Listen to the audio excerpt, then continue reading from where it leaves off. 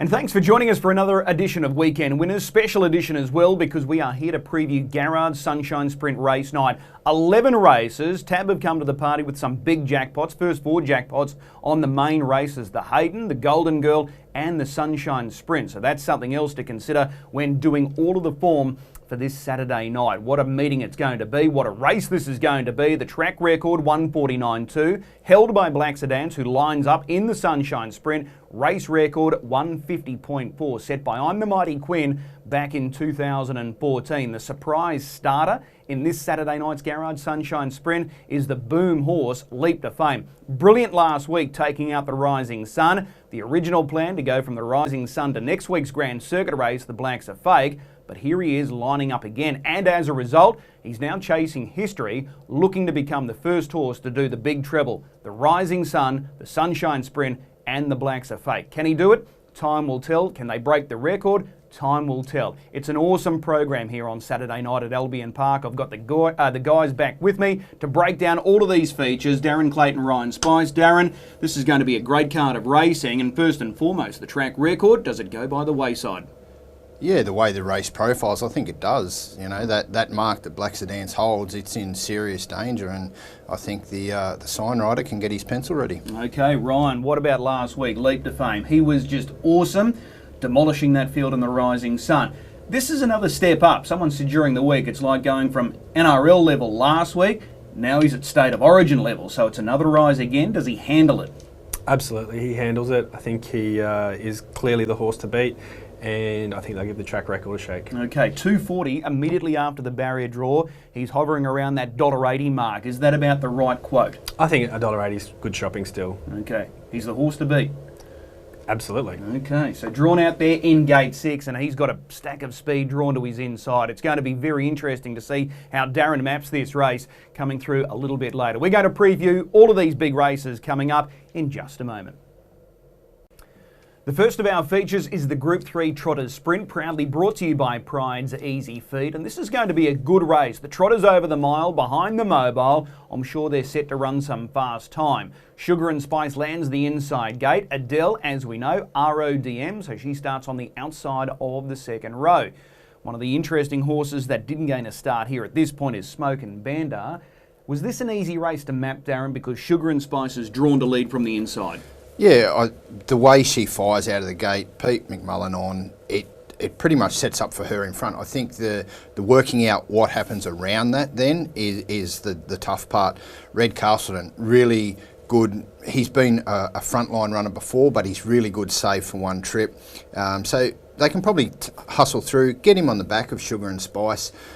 What happens on the outside then? Well, Van Sank, he's a really good gate speed horse himself. Hasn't raced at Albion Park for quite a few months now. He campaigned down at Menangle. He's come back, he's trialled.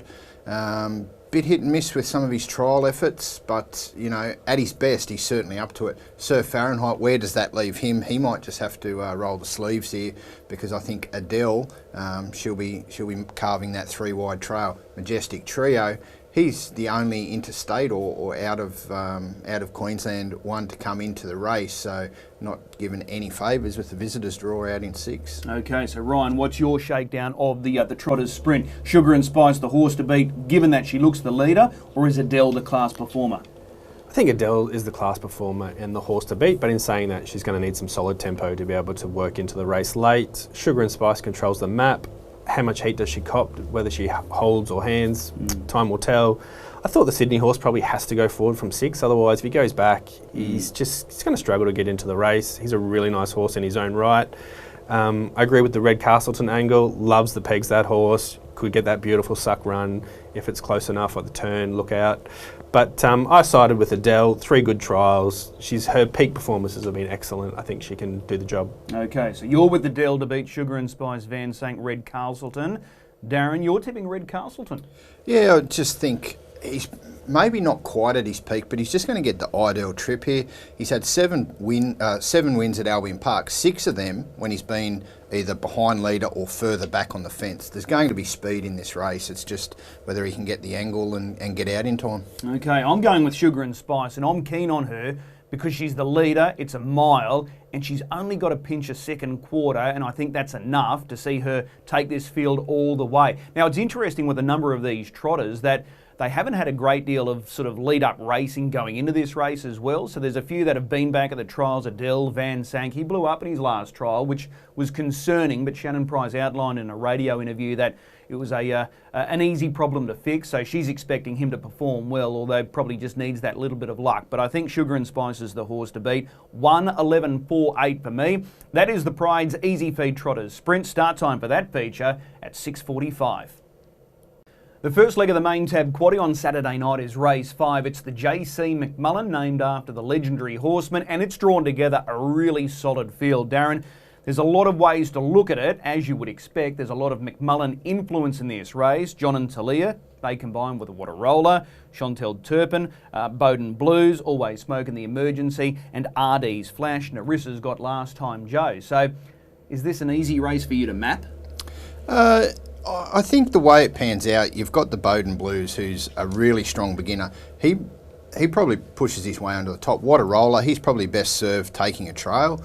Does have really good early speed himself, but his best work has come sort of probably in behind. That leaves RD's Flash, who's arguably probably the best horse in the race on current form. Maybe in a little spot of bother, but I think the tempo in this race is going to be really strong. Where they end up in the running line, Captain's Pick might come forward. Last Time Joe, Narissa McMullen, he might come forward, and then they sort of fill in there. Chap Daddy, he's likely to go back from 6, as will Big Shadow. And, you know, this race should generate plenty of tempo, but Pete McMullen on RD's Flash, he's probably just needs that little bit of luck. And they've had good success in this race previously with a couple of speedsters in Uncle Shank and Will the Wizard. So I think RD's Flash, he just needs that little bit of luck. Yeah, he'll be desperate to win, Pete McMullen, no doubt about it. Near and dear to his heart. Class runners here, Ryan. So the Bowden Blues and RD's Flash both back up from last week's Southeast Derby, and the one that's on the biggest class drop, he's Charlie's Angel, coming out of last week's Rising Sun. He was beaten a long way. You follow Victoria. Is he good enough to overcome this draw? I'm happy to play against him here, Chris. It's going to be a hard fought, stomped out mile here. I think they're going to go close to breaking 52 from his barrier. I think he's going to struggle to get into the race. Okay, so which way are you sort of looking at this race as far as a betting angle is concerned? Yeah, I've sided with RD's Flash. I think he will get that 3 pegs run, but I see them flying along, and he only has to get clear air inside the last 300, and I think he'll make his presence felt. I think it'll be 1, 2, 3, the pegs home. Okay, so with RD's Flash likely to be 3 back on the inside and a hot tempo being set, those that are starting to sort of fatigue late, that sort of gives him an opportunity to get off and make his run.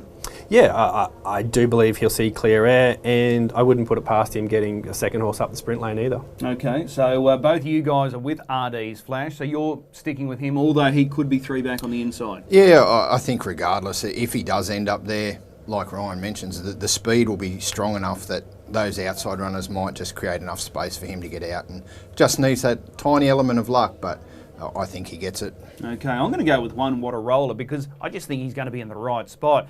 He's a give-and-go type. He can fly off the arm, then normally hand over. The Bowden Blues looks the perfect foil for him, so if he hasn't done a great deal of work early and he's sitting right in behind them, he gets first use of the sprint lane. So I'll go 1-8-2-10. But that promises to be a very good race, the JC McMullen. It's an integral part of the Winter Carnival now here in Brisbane, and I'm sure this year's edition is going to be very, very strong. So that starts the main quaddie, race number 5, getting underway at 7:15.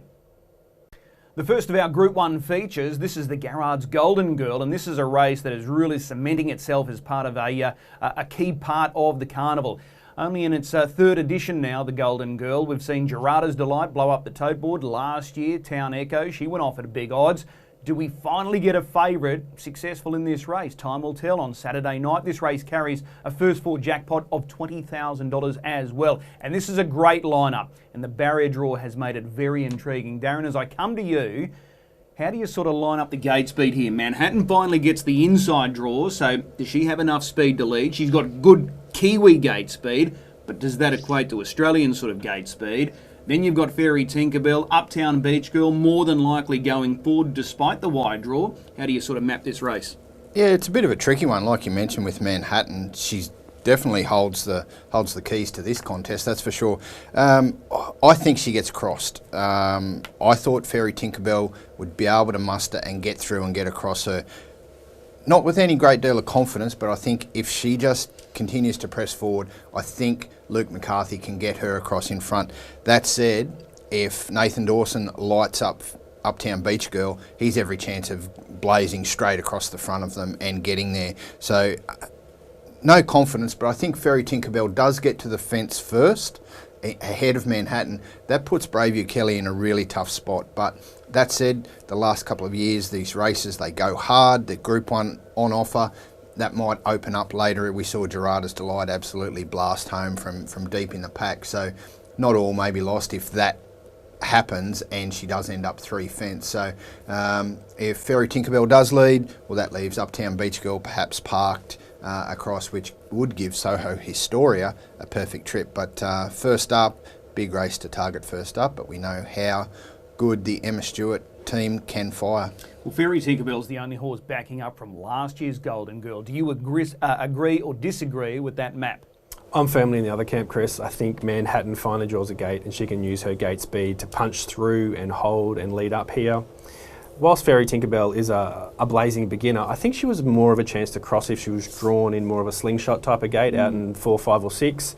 So yeah, I'm praying Bob Butt does enough to hold up, and then the wonderful mare Braveview Kelly is going to get that leader's back trip, and I'm firmly with her. Okay, what about the driving engagements? Bob Butt coming across to partner Manhattan. He knows this mare better than anyone, so that's a plus. It has to be a plus. And then Chris Alford has been engaged to drive Amore Vita. It's his only drive on the program. That's a significant booking, that one. Oh, she's a wonderful mare, Amore Vita. She is a live hope. If they overdo it, she can easily win this race. What about Soho Historia? First up, like Darren said, attacking a Group 1 race fresh up. But if any stable's going to do it, it's the Emma Stewart stable.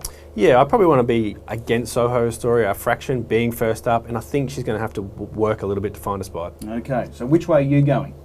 Yeah, I'm going with the value of Fairy Tinkerbell based off my map that I think she can find the front. Even if she then gives up to Uptown Beach Girl, it's going to put her in a perfect spot. So I've got her on top, Uptown Beach Girl, throw in Soho Historia and Braveview Kelly, who need the luck, but conversely, if Manhattan leads, well then you'd want to be on Braveview Kelly in the run. Can I throw this one at you? If Fairy Tinkerbell does cross Manhattan, she's handing over if Uptown Beach Girl comes looking, surely.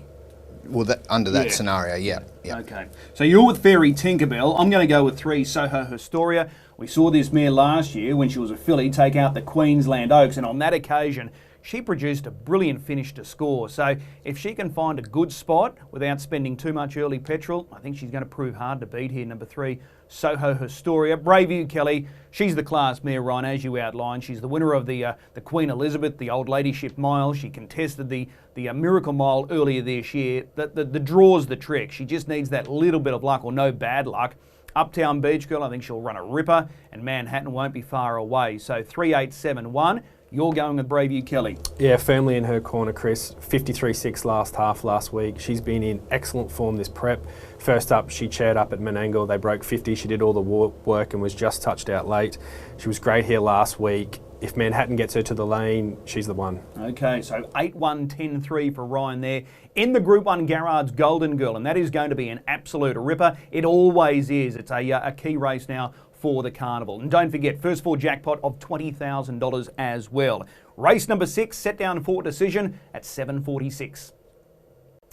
The inaugural edition of the Hayden comes through as race 7 on Saturday night. This is the slot race for Racing Queensland. There's plenty at stake, not only great prize money, $231,000 for connections, but also the winner is going to represent Racing Queensland in the upcoming Tab Eureka in Sydney at Menangle. That race comes through on September 2, and it just happens to be the world's richest harness race with prize money of $2.1 million. So there is a lot at stake here, Darren.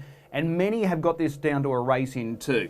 Captain Shuffles, Speak the Truth. Captain Shuffles, he's gone an unorthodox path getting to this race, whereas Speak the Truth's gone the hard yards. And he's got to back up again after a really tough run last week in the Rising Sun. So I'll pose this question straight up. Is it a race in 2? That's how I think it is. You look, there's some 3-year-olds in there. I don't think they're up to the mark in this race, unfortunately. Captain Shuffles from the map, from gate 5, pushes on, works his way to the front. It's a matter of speak the truth when they make their move, if Captain Shuffles gets worked early in finding the front, hold on to your bling, likely to get across to the pegs first, and from there, a horse like Free Thinker can run the arm as well, so that, puts that little bit of early pressure in Captain Shuffles getting across. Can Captain Shuffles run out a hard 2100? He hasn't had to this campaign. He was a winner of the Triad last year, which was 2100 as a 3-year-old, so he can do it, but he hasn't had to do it this campaign. He's, like you said, a little bit different campaign. A lot of these horses, take Captain Shuffles out of the mix, a lot of these horses have raced each other in the past couple of weeks through either the Rising Sun Constellation, or the Queensland Sun. Captain Shuffles, he's just been plying his trade in a couple of Saturday night, a qualifier and then a band 5. Dealt with them as he probably should coming into a race like this. So, speak the truth, enormous. His Queensland Sun run took the 4-year-old 2100 track record off Leap to Fame. Didn't get to hold it that long. He only held it a week, but he still had his name there in the lights for a week. His run in the Rising Sun, huge. He was sort of in that middle of the 3-wide train. He led up, let Leap to Fame go, but then got exposed because Leap to Fame just bullied his way. He's the class runner. I think he's thriving on the hard racing. He has had a couple of real gut busters, but I think he can go again, and he's the one for me. So from a mapping perspective, I think he probably gets around in the early stages at some point, sits outside and proves too strong. Away we go. They probably want to press forward on him. Hold on to your bling, first to the fence. Apollo Dreams have won a hand up. Future Assured, very nice horse. Under that scenario, he just gets shuffled out of it, unfortunately, and Danger Zone he'll be running on. So, but to speak the truth for me, to beat Captain Shuffles, race in 2. Okay, race in 2 for you. But let's just break this down a little bit further. Captain Shuffles is a proven Group 1 winner at Albion Park at 2138 metres. Speak the Truth is yet to claim a Group 1 race. He's been very brave, and this is the big thing. How does he back up again? Because he's had hard runs in recent times, chasing home Leap to Fame, the Patron's Purse. He was absolutely huge in the Queensland Sun. And then last week, he was doing a mountain of work mid-race again, chasing home Leap to Fame. So I think this is going to be a tight contest. I think it will be. I'm with Darren. Speak the truth, what he's done this prep's been enormous. And what I liked about last week with the horse, his last 100, he was as strong as a lion as any of the chasing field, despite having perhaps the toughest run of all, apart from the winner Leap to Fame. He's bounced through the runs. It was great to hear Shannon Price declare that he has thrived off last week. I think that spells danger signs for his opposition. Even though Captain Shuffles is going to be on the front end doing his own thing, I think he'll be declared on from the bell, and I reckon Speak the Truth is the best stayer. He's made of the right stuff. He's the one for me. Well, Speak the Truth is the son of the Super Sire Bettor's Delight, and they seem to thrive on racing, so maybe that's a plus for him. Captain Shuffles, a son of Captain Treacherous. He's got speed to burn. Did he do enough for you last week putting away that field? I think the way it's panned out, he did what he had to. I don't think he's been over-raced. Probably with this race in mind, obviously, it's a big step, but just a little bit concerned. Like, I know he's won a Group 1 at 2100. It's going to be a different kettle of fish this week with the pressure he cops at 2100. So that's just throws a few questions up that, I don't know, can he answer them? Well, the first 1100 is going to be interesting. He's got blazing gate speed. He proved that last week again, just fired off from out wide, led easily. He could do that again here on Saturday night. So if he gets a fairly easy first lap, and when Speak the Truth starts applying the blowtorch with a lap to run, it will be a survival of the fittest here. Yeah, it certainly will, and it all comes down to that lead time. I think if it's anything outside of probably 36, and then if he can pinch a 60-second first half, well then he's holding all the aces at that point, and Speak the Truth will know he's in a fight. I'll get both of you to answer this question. Whether it's Captain Shuffles or Speak the Truth who walk away with the trophy here, do they acquit themselves well in the Tab Eureka? Yeah, I think they do. I think either of them will acquit themselves well. It's a mighty task. You've got Leap to Fame and Catch a Wave already there. The other guy, Captain Ravishing, yet to really show himself as a 4-year-old, I think, with what he showed earlier in the campaign. So, and we haven't seen him back at the track yet. So, Yeah, they'll acquit themselves well. Yeah, Ryan? Yeah, absolutely. I think they both can run top 5 in the Eureka. Yep. Okay, so you're firmly in the corner of Speak the Truth. Yeah, I am. In saying that, it really is a dead set match race, this race. Okay. Last week, Captain Shuffles got home in 27, back-to-back, plug still in. He just coasts to the line a little bit, though. I think in a staying trip, I still have a big question mark. You know, even in the triad last year, we saw Teddy Disco reel an enormous amount of ground off him late. So, yeah, I'm with Speak the Truth, sort of back-to-back 53 miles from the chair. He'll do me. Okay, I've got to ask this question. Are you playing one out with Speak the Truth in the quaddie, or are you putting in Captain Shuffles just for the insurance factor? Yeah, absolutely. I'll take them both.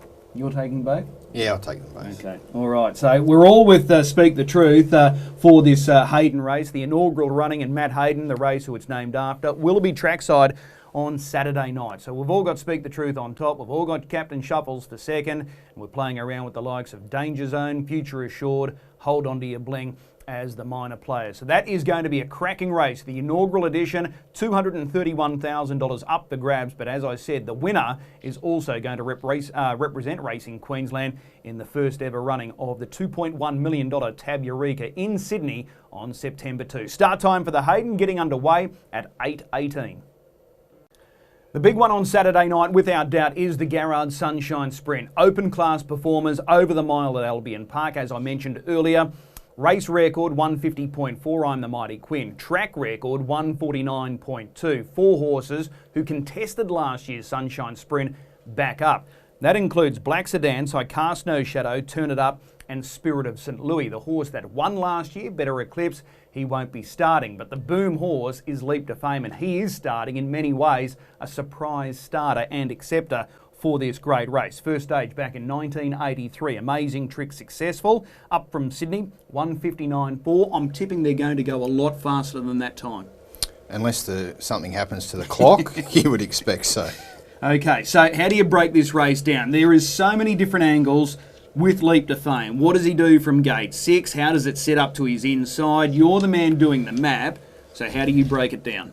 Yeah, it's a fascinating race, and we've mentioned it that no one expected him really to be there, probably other than Grant Dixon. He knew what he was doing, and but yeah, here we are. And from gate 6, it's just, we thought last week in the Rising Sun, gate 7, well, the intention's clear, we're pressing forward, but he floated straight back and then just came around them and dominated them. So we're back at a mile here. He probably can't take that same path, you would think, because if he does that, he will be 3 wide or a lot further, even though, there's that respect factor of how good he is.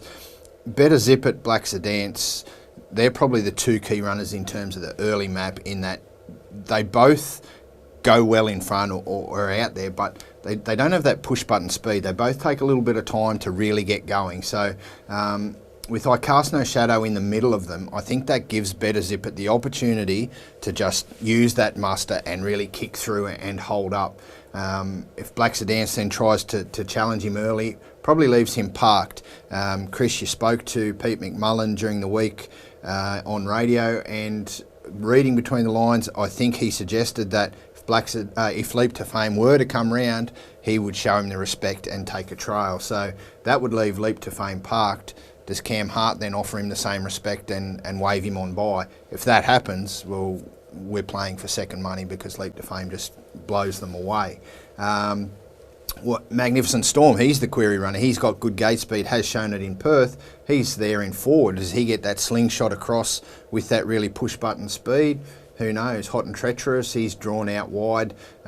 Leap to Fame underneath him. So it all, mapping it, there's just so many permeations of what could actually happen and how hard they want to go early, all in the back of the mind with what they do early, is you've got Leap to Fame out there in 6, and it's when does he come calling?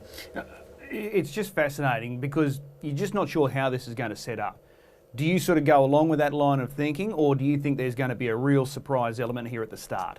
I think anything's on the table here. Yeah. Magnificent Storm, from the work I've done, he really is quick for 100s. So for me, he's the spanner in the works of the map. It's not beyond the realms that he actually gets over. And I would assume that he'd be holding top from there. I think Larry can just hustle out, continue to press. I think he'll probably work to the breeze at the bell, and from there he's the horse to beat. Okay. You love a stat. 4-year-olds have won the past 2 editions of the Sunshine Sprint. So Better Eclipse last year, coming out of the Rising Sun when he was second behind Ladies in Red. 2 years ago as the Kiwi Star Copy That. There's so much at stake here with Leap to Fame. He's a 4-year-old and he's a stallion, which is really important when you're sort of looking long term with him. Every race for him now is so vitally important. Here he is with a chance at creating history, winning the big 3 in his home state, the Rising Sun, Sunshine Sprint, Blacks Are Fake. Before Better Eclipse and Copy That, there was a real no-go zone as far as 4-year-olds for the Sunshine Sprint. You had to go back to 93, 94, Warrior Khan, Young Mr. Charles. So can they continue their dominance, the 4-year-olds in this race? I don't know. It just seems really interesting. Where does he get to? Like, did he do that well after the Rising Sun last week that they're happy to go to the post again? And does he produce something similar to what he did last week? Yeah, well, he's going to have to, I think, because, he's stepping up against the seasoned free-for-all campaigners here and, some horses that have won free-for-all Grand Circuit races he's going up against. The Inter-Dominion winner, Better Zippets and Nullarbor winner, Spirit of St. Louis won big races, Expensive Ego, although he's nowhere near his best, has done some, top efforts, Magnificent Storm. So, you throw all that in the mix and he's going to need to be every bit as good. And the fact that I think that he comes into this race when no one expected it, it really just, it's a real curveball. And like you said, he's got the stud value. He's already got a 49 mile as a 3-year-old next to his name. So he's got that time, but he comes out here, you don't want him to be getting dealt with, which he shouldn't be, but at the same time, you look at his races ahead. If he goes to the Blacks Are Fake 2600, he's got the Eureka at 2300. Later in the year, possibly the Inter-Dominion, all longer distance races. This was a race that probably is not his wheelhouse distance, but here he is and he gets his chance. I guess he gets his chance to really stamp himself of how good he is, so that'll be good. With the 4-year-old angle, find that interesting in that the race was traditionally held in the middle of the year, which was end of season, 4-year-old. Here we are now, it's middle of season as a 4-year-old, and 4-year-olds have won the last 2, so that's a little bit of a perhaps an interesting angle, but I think it'll be three 4-year-olds in the past 3 years. I think he wins. Okay, you're tipping Leap to Fame? Yeah, I'm strongly with Leap to Fame. I don't have any lingering doubts about the 4-year-olds measuring up to the open grade at the moment. We've seen Catch a Wave go and lead and win and dominate a Miracle Mile, so that element for me, it's just not there. He must have thrived for them to want to bounce through and sort of put this middle pin in the 3 consecutive weeks. So yeah, no queries from me. Okay, we're all with Leap to Fame. We've all got similar numbers for the minors as well. This is going to be a cracking race, no doubt about it. And the Garrard's family have been sponsoring the Sunshine Sprint since 1998. So this is the 25th year that they've sponsored the Sunshine Sprint. It's an iconic race in the Sunshine State, and this is going to be an absolute ripper. Can he do it again? Leap to Fame. First 4 jackpot of $20,000. The features keep coming. Race 9, this is the Albion Park Gold. The 2-year-olds coming out of qualifiers last week, and it's drawn together a very competitive field. Last year was light on numbers, full field this year, and I think it's a very good race. Over the mile we go. There was some very impressive heat performers. We've got to admit, Ryan Spice has got a small share in Balboa Rock, who was one of the heat winners and one of the major players for this final on Saturday night. We'll get to Ryan in just a moment. How did you map this race? Not easy, 2-year-olds here, so a lot can happen. Yeah, and quite a few of these, Chris, are not that experienced as 2-year-olds either. Quite a few with only sort of 3 and 4 starts, so that makes it a little bit tricky. Synchroniser, she holds the key to the race, and I know there's a little bit of a theory that this is perhaps as much as a 2-horse race as the Hayden is. I don't subscribe to that theory. I think as good as Synchroniser was in the heat, good time, showed good gate speed, I think there might be a few fireworks early, prepared to take the filly on, and I think Attachment could be one of those. I think Bronski Zulu could also be one of those that fire out and have a look. Wouldn't be surprised if Quick Change also darts across and has a look. So under that situation, I thought Attachment might just be able to slingshot across from gate 7 and try to pinch it, and that would put Bronski Zulu up there, Quick Change up there. and under that situation, Balboa Rock's then buried in the run. Not good for you, Ryan, but I know you think that Synchroniser can hold the front. So, yeah, it'll be interesting early 2-year-olds. You never know what's going to happen. Quite a few of these 2-year-olds too will be stepping out under lights for the first time. They've only been around in the daytime previously. So you've also, you know, a bit of a different factor to work in there. But, yeah, that's how I thought it might play. But, yeah, not as clear cut as a 2-horse race in my eyes. Yeah, so you've got Attachment finding the lead, and Pete McMullen opting for him over Delhi Row. Delhi Row was quite good in his heat, but Pete's opting to stick with Attachment. So you're the man to ask. Balboa Rock, he was impressive taking his heat. You obviously want the one to hold up. Oh, absolutely. I don't think the Hewitt can take the risk in taking a sit, and I think the horse has the natural speed to hold and dictate. I think what they'll try and do is lead but slow it down in the mid-race. So for me, it is a 2-horse race. I think there'll be nothing in between them on the line. May the best horse win. Okay, I've got to ask this question then with Balboa Rock. Part of the Emma Stewart stable, is it very well rated? According to all reports, yeah, they've got a really nice opinion of him. Okay. All right, just needs that little bit of luck from the draw. Who are you tipping to win this race on Saturday night? Yeah, I've actually got Bronski Zulu on top at a bit of value. I think if he doesn't overwork it in the middle stages, I think he's coming back to his best. He was a very early season starter, so yeah, I think off that, I just think Synchroniser gets crossed, so I was looking at something coming wide. So she's certainly there, and Balboa Rock is certainly there. So it just depends what happens early. But yeah, not a great deal of confidence, but happy to put Bronski Zulu on top at a reasonable price. Okay, I think the pegs is the safest spot to be in any race, and I think the two key runners here are numbers 1 and 8, Synchroniser, Balboa Rock. Either scenario, how this shakes out this race, I think they're going to be in good position. So I'm happy to go with 1, 8, 10, 6. Ryan is tipping Balboa Rock to take out the Albion Park Gold. That is race number 9. It's a feature race worth $156,000, and start time, it gets underway at 9:26. The Group 3 Queensland Trotters Oaks is a new feature to the calendar for 2023, and this year proudly sponsored by the Breakfast Creek Hotel. Guys, we've got a real short one here in the Star Victorian filly, Rockin' with Attitude. She backs up from last week's feature, the inaugural running of the Great Square. How did you grade the performance last week, Darren? I thought it was really good for a 3-year-old filly, and she, you know, she was blazing away out in front, and she fought on pretty good. Like it took, you know, London to a brick. He got the cold trip and was able to fire home. There's a couple of nice 4-year-old trotters in that race, so you can't knock that out of the Great Square. And you look at her previous starts, she annexed the New South Wales Trotters Derbies, Trotters Oaks. She's got every opportunity to do that again here with the Queensland Oaks tomorrow on Saturday night into the Queensland Derby the following week. So yeah, I can't see why she can't do the double state double. Okay, she leads all the way. This should be an easy race to map. Yeah, I guess the hardest part out of it, does Izmir get enough to be straight on her back, or can Kenaturio, who does have pretty good speed, just force enough pressure early to get across and get the back of Rockin' with Attitude? I thought under that situation, Kenaturio could get there, and then she proves probably the second pick in the race. So outside of Kenaturio, I'm a Gypsy Queen and En Masse probably leading up the one wide line, and the others looking for the pegs.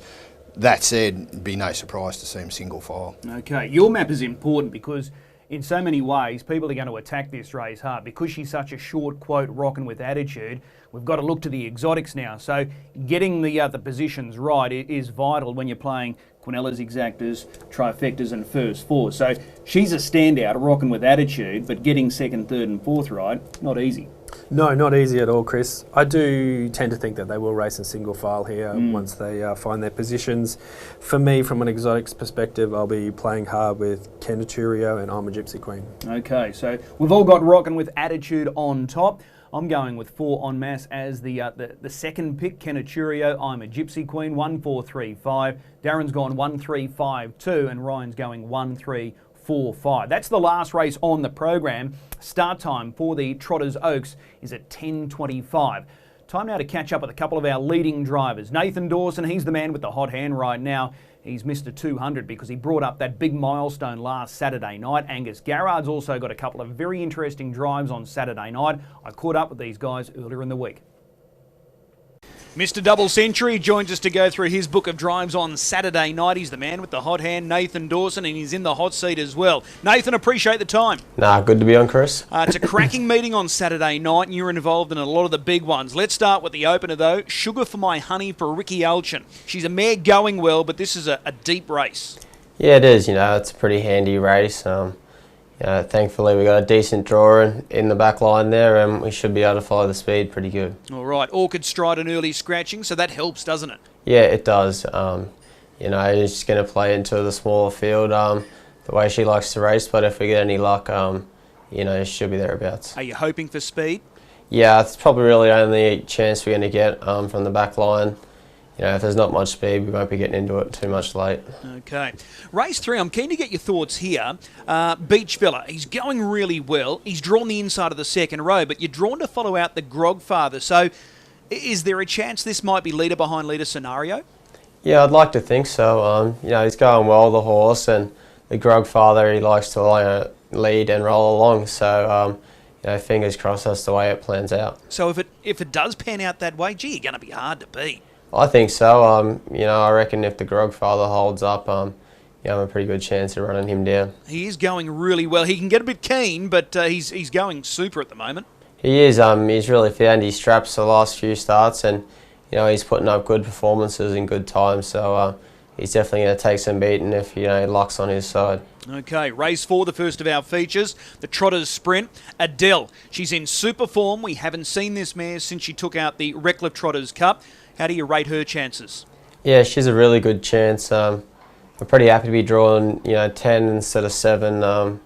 It makes things a little bit easier. Probably won't be as far back, but she's a super mare and she's proven that plenty of times. So any luck in running, and she'll be right there in the finish. Looking back at this Redcliffe Trotters Cup, standing start conditions that night, back behind the mobile, is that more suitable for her? Yeah, it is. Generally, she's been pretty good with the stand, but last start she made that little area, but she was still too good to overcome that. But I'm pretty happy that it's a mobile. Okay, she's had 3 trials since this race start, and each of the trials have been really good. Most times up against paces, and they've been finishing off in quick last halves. Has she pleased you? Yeah, she's really good at the moment. We've just been ticking her over and not giving her too much to do, but the other day they run home in a good quarter, and she did that pretty easy, keeping up with them. Okay. Are you just hoping for genuine speed here? Does that help? Yeah, it looks like there should, be a fair bit of speed on. So, hopefully they keep rolling, and if they do that, we'll be getting over them late. Okay. She's good enough to overcome the draw. You knew where you were going to draw, being RODM, but she's good enough to score? Yeah, I think she is. She's overcome a lot of things when she probably shouldn't have, so I can't see why she can't do it again. Okay, well that's Adele in the Trotters Sprint. Let's go to the Group 1 features now.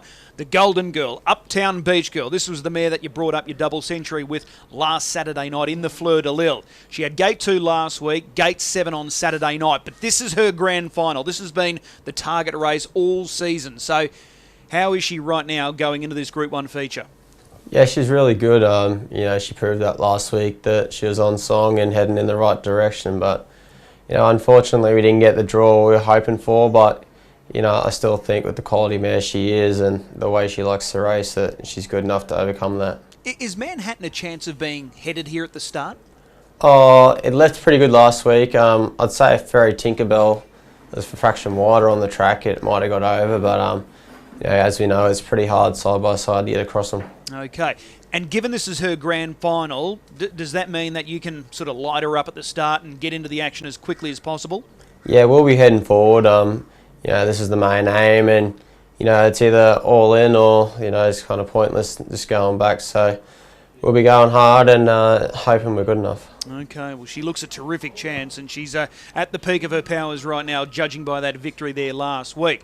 Let's focus on the Hayden, first ever running of this feature. Captain Shuffles is your drive. He scored last week. Is he right where he needs to be going into this feature? I think so. I've been pretty happy with the way he's coming along, and last week he really felt like the old horse again. So, I couldn't ask for much more heading into this. He looked really comfortable going through the line last week. Did it feel as easy as it looked? Yeah, it was. He's a bit of a laid-back style of horse, and he switches off that bit, but, the first time we put plugs in him last week and we still hadn't got them out, so, there's a fair bit left in the tank with him. Okay, I've gone through his form. 2,138 metres. He won the triad last year, beating you when you were driving Teddy Disco. The distance is no concern, is it? I don't think so, no. He's a strong horse and he's got a good cruising speed, as he's, shown when he ran 51 for the mile and then 54 for the 21. So, it's not really going to worry him. Speak the Truth looks the obvious horse to beat, but geez, had some hard runs. So, fresh is best. Could that be the winning formula? I think so. He's obviously going really well, but them hard runs take their toll on the horses. So, we're probably not going to know what's in the tank until Saturday night. Okay. The Group 1 Garrard Sunshine Sprint, hot and treacherous, gate 7. It's probably not the news you wanted to hear on Tuesday afternoon. No, it's not. He's probably chances of getting a good draw, but he's going well, and if things go our way and we get all the splits at the right time, he's definitely good enough to be featuring in it. Do you think they'll break the track record here? Yeah, I think so. Those horses, are good speed horses, and Leap to Fame, the way he's going, he almost broke it for the trip last week, so I think it's in a bit of trouble. Okay, well, we look forward to that, Ray. So you're just going to go back and just drive for luck? Yeah, it's probably my only really chance I can do from out there.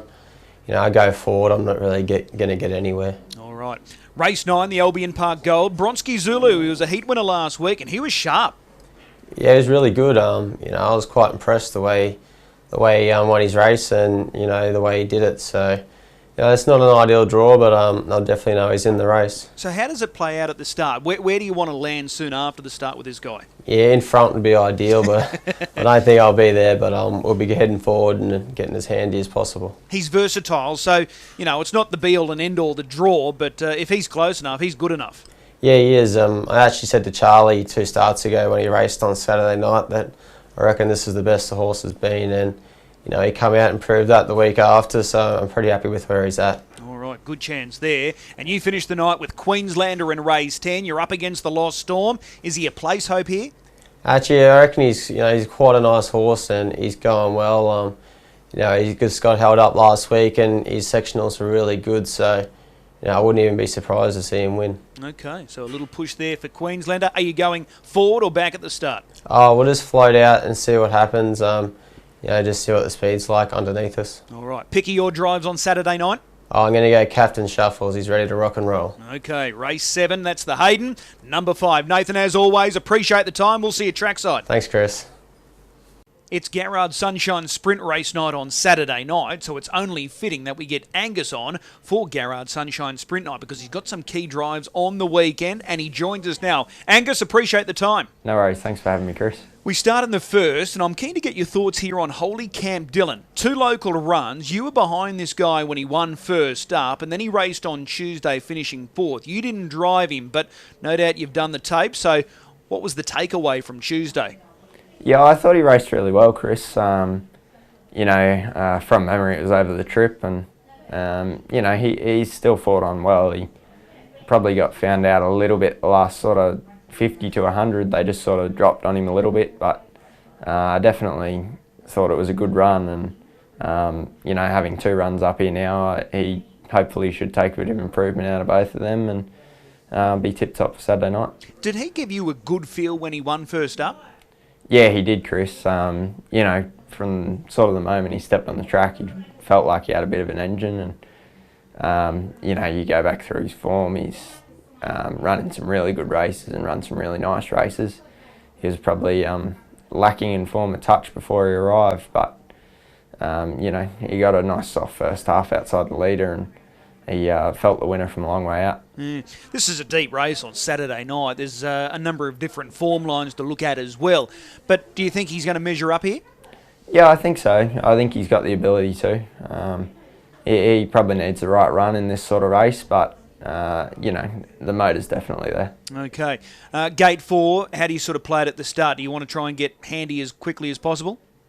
Yeah, I think we'll try and get forward, Chris. Probably don't want to really rev him up and light him up over the 21, but if we can just poke out and get a handy spot without doing too much, I think that'll be ideal. All right, well, that's Holy Cam Dillon in race number 1. Race 2, this is a good race. In many ways, it's being dubbed as the consolation for the Sunshine Sprint, so there's a stack of chances here. You're driving one of the leading players in Manila Playboy. First up, stiff to miss out? Yeah, I think so. There were probably a couple there that probably, I'd suppose, a little lucky to get in, or you could have argued whether they got in or not. But it was probably more disappointing that he missed the run in the one by his mate 2 weeks ago.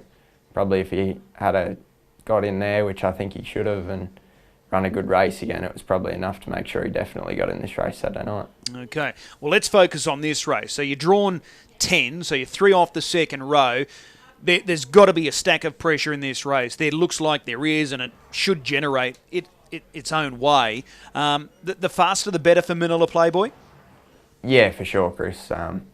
He's racing really well. It was probably, last week was probably his first really hard run this time in, and Shane and I sort of think it should bring him on a little bit more again, so hopefully he's, tip-top Saturday night. Is that what he was looking for, though, Angus? Was he looking for that, genuine sort of dogfight that he got into last week? Yeah, I think so. I think it will have done him good, We always look after him early in his preps and try not to kill him, but, he went wrong in the Redcliffe Cup. He sort of got checked and never got warm. It was probably really a run he missed, and, then he was sort of luckless the week before last in the in that ballot race, but he probably really needed that hard run, sort of tighten him right up and have him, at 100%. You've always been a huge fan of his speed. Point-to-point speed, he's certainly one of the quickest in the state. So if you're 3 deep in that cover flow, and whether it's 3 deep, 1 back, or 3 deep, 2 back, and there's been genuine speed, how do they hold him out? I don't think many could. If he's 100%, I don't really think there's anything that can go with him. We've seen in the past he's had some pretty nice horses and pretty fast horses on his back, and he's dropped them cold. He's got really super turn of foot. So if we can be tracking into the race nice around that last bend and getting the slingshot into the straight off some genuine tempo, I think he'd be hard to beat. If he wins this race on the weekend, they can't leave him out next week, surely? Oh, I'd like to think so. He missed the field good last week. 2nd, 3rd, 4th and 5th all nominated for the Sunshine Sprint, and none of them got in. So it's a bit hard to judge, and you don't know what else is going to turn up for the Blacks Fake. So we'll wait and see, but you'd like to think so. Okay, well, let's cross this bridge on Saturday night firstly. Let's go to race 4, the Trotters Sprint. Sir Fahrenheit, when was the last time he made a little error in running? Oh, I reckon it was just over 12 months ago. I reckon the first round of the DJA last year, he made an error, but he copped a check that night. So it's not a common thing with him, but he probably chose a bad night to do it last week. Yeah, did it throw you a little bit? Yeah, it definitely did. I was it was a bit of a messy start, but I was sort of going into the first turn, 1 out, 2 back. I thought, how good's this? And just sort of backed off and rolled off. And definitely caught me off guard. So this race, we're back behind the mobile on Saturday night, and he's got early speed if you want to use it. Are you happy with the draw? Oh, not really. 1 would have been great, but, it's only a starting point, and you never know what could happen in these races. Okay. Sugar and Spice looks the leader from the inside. Do you think, there's enough pressure there for her to be a little vulnerable late? It's a little hard to say. There's probably a couple there that got to get into the race at some point. But she looks very hard to beat from the 1. Okay, but you're confident that he can bounce back and show his best? Yeah, I definitely think he's racing well. Despite that error last time, he lost a lot of ground and probably got beat half of what he lost. So we were still pleased with his run. His run the week before was super. and he's trained on well since, so hopefully right up to his best. I think he should be right there still. All right, fingers crossed for Sir Fahrenheit. The inaugural running of the Hayden. You've got Gate 7 here with Bangkok DJ. Is it a race in 2, or do you think it's a little bit more open than what was first thought? Oh, I don't think you can say it's a race in 2. To me, Speak the Truth's the one to beat, but you know, he's got a second line draw. It's a field full of handy horses, and you know, they're definitely not going to be going too slow. So I think it's still an open race. Are you going back from 7? Yeah, I think we have to, Chris. You know, our best asset at the moment is our high speed, so we'll just probably drive for luck, and hopefully on paper it looks a genuine tempo. So hopefully we get that, and same as Manila Playboy, hopefully swoop down on them late. Yeah, well, I was going to say, hopefully it might play out that same way where you're 3 deep with a horse to follow, and then you can just peel late and ping. Yeah, fingers crossed. You know, he showed really good speed when he moved around him last week, and probably just got stretched out a little bit up the straight more than I thought I would have, and probably told on him a little late, but you know, we'll drive him quiet and drive him through speed, and hopefully if we can save him for that last 200 or 300, he can be too sharp for him. Okay, well, it's a big race, and not only the prize money, but the fact that you'll be starting in the Eureka. That's the other bonus with that race, so there's plenty at stake there. The other runner on Saturday night for you is the Vicar of Dibley. She goes around in the 3-year-old, which is race 10. You've got the Lost Storm in town for the first time. She's a last start winner. She's been back to the trial. She put in a couple of funny ones at the trial. She was going to win the trial before she just got a little bumpy gated. So what's the go with her at the moment? It made us think a bit. You know, just a few small issues, you know, nothing serious. She was second in 55 when she was favourite, and we were really disappointed that night. We thought she would have won pretty easy.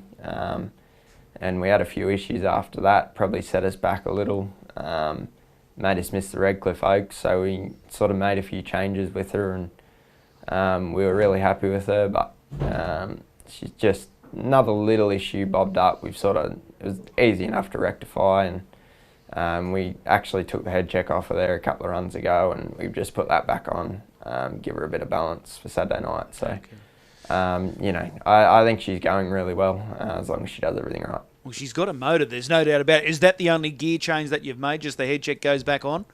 Yeah, that's all. Okay. Can she run top 4 here? I think so. You know, we've sort of purposely gone for this race, hoping, you know, if she can run a nice race, finish sort of top 4 or 5, she can hopefully force her way into the Oaks next week. All right, well, fingers crossed she does that. Picky your drives on Saturday night. Are we leaning towards Manila Playboy? Yeah, I don't think you can go past him. You know, he's racing super and he doesn't let me down, so hopefully on Saturday night he can be the same. Awesome. Race 2, number 10, Manila Playboy. Angus, as always, appreciate the time, and we'll see you trackside. No worries. Thanks, Chris.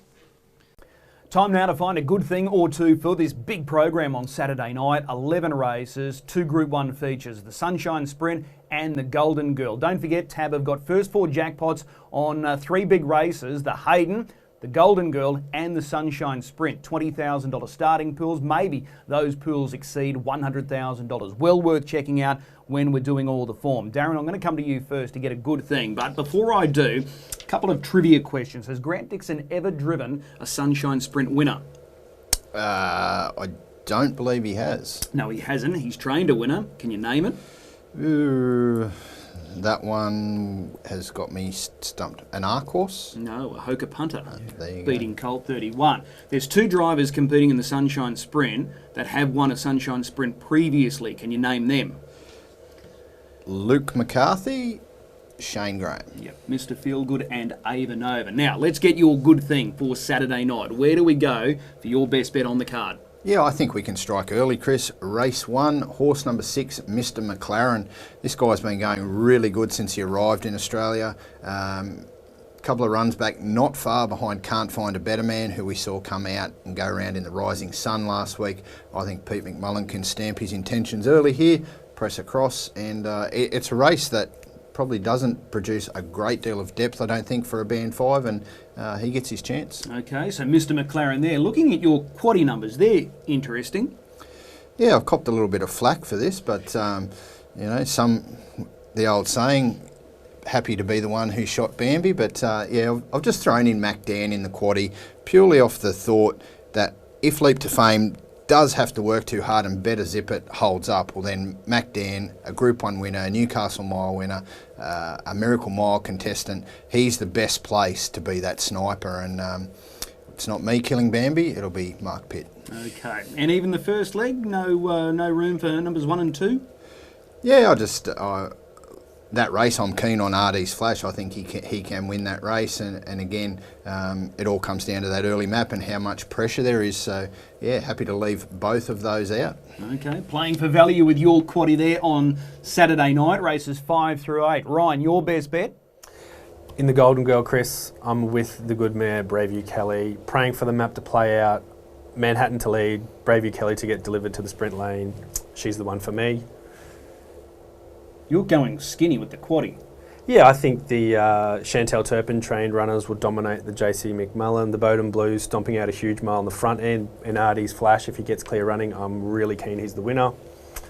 And then we'll stamp it all into Leap to Fame. Okay, I'm going to go with Sugar and Spice as my best bet. I think she's drawn to lead. I think she's drawn to go all the way. This looks tailor-made for her. Barrier 1, 1 mile, mobile start conditions. Coming into this race off a really sharp trial, I think she's clearly the horse to beat. Race 4, number 1. There's my quaddie numbers going a little wide in those first 2 legs. Obviously, just Captain Shuffle speak the truth, and I'm bringing it home with Larry. So $60 for 100%. You can play that to suit your own budget. Now, just looking at this Sunshine Sprint field, 10 runners, 10 different size represented. They've won over 226 races. That's not including the emergency. And that field has banked more than $7.2 million. It's a fair lineup, isn't it? Yeah, it sure is, and I'm not sure how many Group 1 winners would have come out of that race as well, but not often you see not multiple size represented, so that's a really interesting one, especially at this level. Okay, we've got 11 races kicking off at 5:10. Before I let you go, Ryan, if he does win again on Saturday night, will it be standing room only next week for the Blacks of Fate? Chris, let's hope it's packed to the rafters the week after, standing room only, and they can cheer the good horse home. What I will say is if he takes care of them in the Sunshine Sprint, I fear for the starting price that he will be in the Blacks of Fate. Yeah, okay. Do you agree if he wins again on Saturday night, standing room only? Yeah, for sure. Like it'll be a case of get down to see him because, you know, like Ryan said, he steps back out in the trip where we know that's his bread and butter. So, yeah, cannot wait. Yeah, it's going to be a cracker. That is race number 8, the Garrard Sunshine Sprint, the first of 11 kicking off at 5:10. We look forward to seeing you trackside at Albion Park.